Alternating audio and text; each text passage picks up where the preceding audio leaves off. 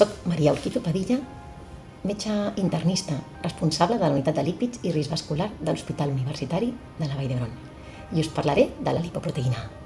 En aquest foro, la lipoproteïna A té especial interès, doncs sabem que persones amb hipercolesterolèmia familiar tenen el doble de probabilitats de tenir-la elevada i aquesta lipoproteïna A elevada confereix encara més risc vascular. La lipoproteïna A és una partícula de colesterol LDL de la que penja una apolipoproteïna A minúscula. Podríem fer perfectament el símil d'una partícula de colesterol amb una rasta penjant. Doncs sabem que aquestes partícules de lipoproteïna A confereixen 6,6 vegades més risc vascular que qualsevol partícula de colesterol LDL.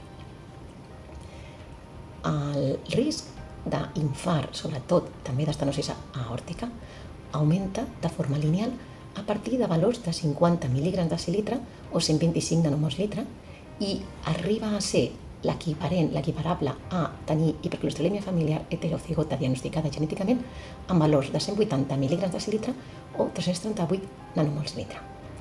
Avui en dia hi ha assajos clínics que estan avaluant molècules que segurament disminuiran moltíssim aquests valors de LPA i seran una molt bona solució en un futur proper. Ara per ara, el que sabem és que hem d'optimitzar la resta de factors de risc vascular. Doncs la lipoproteïna A actua multiplicant el risc basal d'una persona. És a dir, que si per la resta de factors de risc vascular tenim un risc de 1 i el multipliquem per 3, tindrem un risc de 3, però si tenim un risc basal de 10, al multiplicar-ho per 3 passarà a ser de 30. Amb els mateixos valors de lipoproteïna A podem triar tenir un risc de 30 o un risc de 3. Si optimitzem la resta de factors de risc vascular, aconseguirem tenir el mínim risc possible.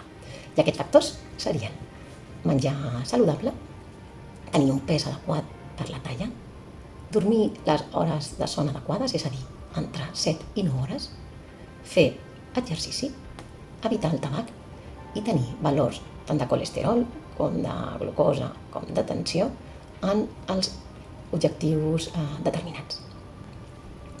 En resum, les persones amb hipercolesterolèmia familiar haurien de conèixer el seu valor de lipoproteïna A per tal d'ajustar bé el risc vascular que tenen.